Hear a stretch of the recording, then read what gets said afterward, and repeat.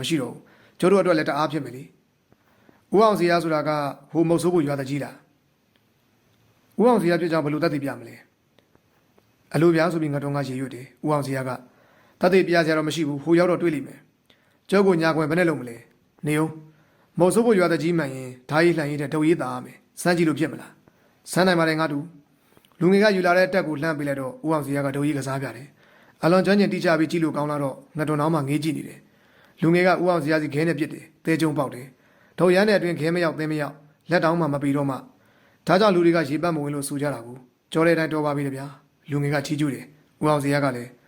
ငါတူကလည်းစူပါဦးဘိုးမင်းတိုက်ကိုဘယ်လိုစော်ခဲ့တယ်လို့လူငယ်ကရီးတယ်ခံကောင်းလို့ပါဗျာအာကအဖိုးကြီးတော်တော်ကြောက်စရာကောင်းတယ်နတ်တွေကိုတကယ်ခေါ်နိုင်တယ်မလဲကမ်းပါးကနတ်စိမ့်တွေပေါ်လာပြီးတော့မှမြင်းနေတဲ့ရေထဲခုန်ချလာကြတာတွေးမြင်ကြက်သိန်းအောင်ထားတယ်ဈေးတွေလည်းပေါက်ထားလိုက်တာနေရာလို့မကြံဘူးငယ်လေးကနေခြေချောင်းထိပ်တွေအထိအင်းဒီစမတွေဂါထာမန်တွေစုပ်ထားပုံပဲသူ့ကိုတတ်လိုက်နေတာကိုတောင်မှမယုံနိုင်သေးဘူး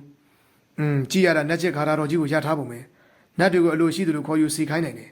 သူပြောတဲ့ကမ်းမဘော်ကနတ်တွေဆိုတာကအဖမ်းမခံခြင်းလို့မြင်းတဲ့ကွာရေထဲခုန်ချတတ်သိသွားကြတဲ့ရွာသားကြီးနဲ့နောက်လိုက်တွေဖြစ်မယ်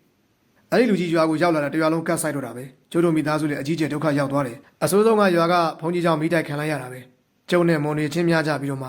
မွန်နှစ်ယောက်ကိုရိုက်လိုက်မိတယ်အဲ့ဒီမှာဘိုးကြီးကကျိုးတို့တအိမ်လုံးကိုချိန်စာတိုက်တော့တာပဲကျုပ်လည်းထွက်ပြေးရတယ်မကြပါဘူးအဖေလည်းဆုံးသွားတယ်ကျုံကြီးလည်းယူပြီးတည်သွားတယ်အဲ့ဒါနဲ့ကျုပ်လည်းသူ့နောက်လိုက်ပြီးလှုပ်ကြံခဲ့တာပဲငါတော်ကဝင်မေးတယ်ဦးမင်းတိုက်ကိုသူ့တိုက်လေးကြီးပေါ်တက်ပြီးတက်ခဲ့တာဆို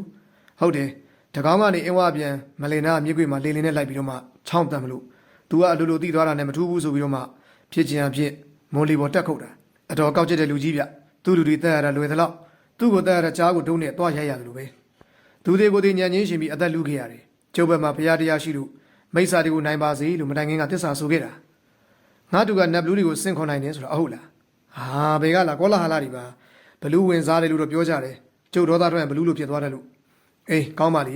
ေဒါနဲ့ငါတူရဲ့တိုက်ရိုက်ခိုက်ရီကိုလည်းမြင်ရပြီဦးတို့လက်စကိုလည်းငါတူသိပြီဘယ်နဲ့လဲကျုပ်တို့နဲ့ပူးပေါင်းမလား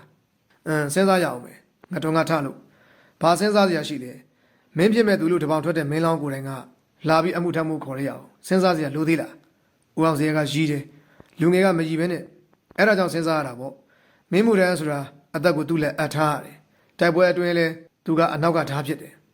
တိုက်ပွဲမရှိချိန်မှာဘရင်ဆိုတာကဇက်ပေါ်ဓားမှုထားတဲ့သူပဲသူစကားကိုဦးအောင်စရာသဘောကျသွားတယ်ဟဲဘဘရီးပြီးတဲ့နောက်အမောင်စကားဟုတ်တယ်လူပင်ငယ်တော့လဲနှလုံးကြီးလွန်းတယ်အရွယ်နဲ့ပင်မလိုက်ကဲမင်းရဲ့တက်ကိုငါအာမခံတယ်ငါဘောသစ္စာသာရှိပါစီငါအမိငါလည်းနဲ့မင်းကိုဘယ်တော့မှမကွက်စေရအောင်ဟောဒီကငါတော်တက်သေးရှိစီဘယ်နဲ့လဲဒီပြတစ်ချက်ရှိသေးတယ်ငါတော်ကနားမလည်ကြည့်တယ်ဘာတွေများတောင်းဆိုစရာရှိသေးလို့လဲလို့ဆိုပါဦးတိုက်စရာမလိုအပ်တော့တဲ့အခါတိုင်းပြည်အေဂျင့်နဲ့အချိန်မှာစစ်မှုထမ်းဘွားကကင်းလုတ်ခွင့်ပြုပြီးတော့မှနေရပြန်ချင်းပြန်နိုင်တယ်ဆိုတဲ့ဂရိဒါတော့မပြောတတ်ဘူးသို့တော့ရပါတယ်ငါမှမင်းတို့ရဲ့ရှိတာမဟုတ်ပါဘူးဟုတ်ပြီကျွန်တော်ဘက်ကသစ္စာရှိပြီးတော့အမှုတော်ကိုတပ်ဆွမ်းဆံမြရိုးချင်ချွန်ထမ်းမှမယ်လို့ဂရိပေးနိုင်တယ်ကျွန်တော်ကိုစောင့်ရှောက်ပါကျွန်တော်ကလည်းကျူးကျော်လာတဲ့မွန်တွေကိုပြန်တိုက်ချင်နေတာဟာအမှုတော်တွေဘာတွေမလို့သေးပါဘူးကျုပ်လည်းမင်းမဖြစ်သေးဘူးဒါတွေကနောက်မှအခုလိုက်မယ်ဆိုရင်မောင်ရဲ့နာမည်အရင်ကိုဒီနေရာမှာထားခဲ့မှဖြစ်မယ်ကျုပ်ကနာမည်တစ်ခုပေးမယ်ဒီကစားပြီးအဲ့ဒီနာမည်နဲ့လှုပ်ရှားပြီးတော့ဘလူးဝင်စားတဲ့သူတိုက်ရိုက်ခိုက်ရည်ဒီမှာကတတိပြက်တီလည်းကောင်းလာတယ်နောက်တစ်ချိန်အားထားရမယ့်သူဆိုတော့အခုကလေးကလိုက်ရဘလူးလို့ပေးလိုက်ရမယ်သူ့နာမည်ကငတွန်းဒါပေမဲ့ကျုပ်ပေးတဲ့ဘွဲကမင်းလာရွှေတောင်းတဲ့ကောင်းသားပဲလက်ရဘလူးမင်းလာရွှေတောင်တို့အောင်အမှုထမ်းရမယ်မှတ်တယ်သိဟုတ်တာပေါ့ကွာရေတပ်ဖွဲ့ပြီးလေတပ်သားတွေကိုအုပ်ချုပ်ဖို့အတွက်မြင်ထားတယ်စေဦးဘလူးပါဆိုတဲ့စကားအတိုင်းမွန်လေကြီးတွေကိုဟိုတကတက်တိုက်ခဲ့တယ်လို့ဘလူးစီးတိုင်းနိုင်အရေးတာမှာပဲအလောင်းမရမျှမြင်ခဲ့တယ်လို့ပဲနောင်ကမှာလက်ရဘလူးဦးစီးတဲ့ရေတပ်တော်မှာအင်ဝါမျိုးကိုဝိုင်းထားတဲ့မွန်ရန်တပ်တွေကိုစောစက်တမဲအနိုင်ယူနိုင်ခဲ့တဲ့တာမှာကမြင့်ပြင်းပြပိတ်ဆို့ထားတဲ့ရာချီတဲ့မွန်တိုက်လေကြီးတွေကိုကင်းလီအနေငယ်နဲ့ဖြိုးပြပစ်ခဲ့တယ်။တိုင်လင်မြို့တဲ့ညတိုက်ပွဲမှာလေရွေးစီလူတယောက်ကိုဦးစီးပြီးမြို့ရိုးပအောင်တိုက်နိုင်ခဲ့တယ်လို့ပသိမ်မှာအင်္ဂလိပ်တို့ကိုရှောင်းတကင်ဝင်တိုက်ရမှာလဲပြောင်းတဲ့တူတဲ့စွာနဲ့ပြည့်နေတဲ့ကြားကအတင်းဝင်တိုက်ခဲ့တော့လင်းမြန်စွာအောင်ပွဲရခဲ့တယ်။တပင်းစားသားတော်ကြီးမောင်လောက်နဲ့မင်းလာရွှေတောင်ကတွန်းတို့တက်ပြက်လာတဲ့ကွေရှမ်းတို့ဟာသားတော်လည်းမြေလူစားနဲ့လက်ရဘလူးတို့ချီလာပြီးကြားတာနဲ့တက်ဆိုးလို့ရှောင်သွားကြသလိုတိုက်ခိုက်ကောင်းတဲ့နာမည်ကျော်ကတဲ့မြင့်တက်ကိုလည်းငတော်နဲ့လက်ရဘလူးတို့တက်ကမြင်းစည်းချင်းထိုးလို့အနိုင်ယူခဲ့ပါတယ်ငတော်ကလူတော်ကိုတယောက်တည်းဖောင်းနိုင်တယ်လို့ကြော်ကြားသလိုလက်ရဘလူးကိုလည်းစစ်ဦးဘလူးပိုင်နိုင်တယ်လို့ပြောစမှတ်ပြုကြပါတယ်မဟုတ်ဆိုးဖို့တက်ကိုလက်ရဘလူးရောက်သွားတဲ့အချိန်မှာမွန်တွေကိုပြန်လိုက်တော့မှဖြစ်တော့မြည်တဲ့6ကျိတ်8ရောက်ဖွဲ့စည်းခြင်းဖြစ်ပါတယ်ဒါကြောင့်မျက်စိအဝတ်စည်းလို့လမ်းပြပြေးဝင်ရတဲ့တရေကောင်းစင်းမှာဗလာမင်းတွေဖြစ်လာမဲ့ငလင်တို့နဲ့အတူလက်ရဘလူးလည်းပါလာပါတယ်လက်ရဘလူးအမီတော့တရားဝင်မရသည်ညိုသူပြန်ကောင်းလို့စာပွဲချင်းခံရတယ်